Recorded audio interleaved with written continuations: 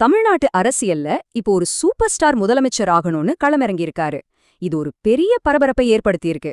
So இன்னைக்கு நாம நடிகர் விஜயோட அரசியல் பயணம், அதுல இருக்கிற சவால்கள் பத்தி ஒரு ஆழமான அலசல பார்க்க போறோம்.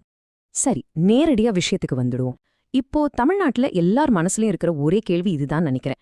நடிகர் விஜயால நிஜமாவே முதலமைச்சர் ஆக முடியுமா? இந்த கேள்விய புரிஞ்சுக்க முதல்ல நாம ரெண்டு விஷயத்த பார்க்கணும். ஒன்னு சினிமா, இன்னொன்னு அரசியல். பாருங்க, சினிமால ஒரு பெரிய ரசிகர் கூட்டத்தை, அதாவது ஒரு மாஸ உருவாக்குறது ஒருவேளை கொஞ்சம் சுலபமா இருக்கலாம். ஆனா அரசியல்ல அந்த மாஸ ஓட்டுகளா மாத்தி அந்த ஆதரவை கடைசி வரைக்கும் தக்க வச்சுக்கிறது இருக்கே, அதுதான் உண்மையான மிகப்பெரிய சவால். இப்போ நாம இந்த ரசிகர் வட்டத்தை தாண்டி நிஜமான அரசியல் களத்தோட யதார்த்தம் என்னன்னு பார்க்கலாம்.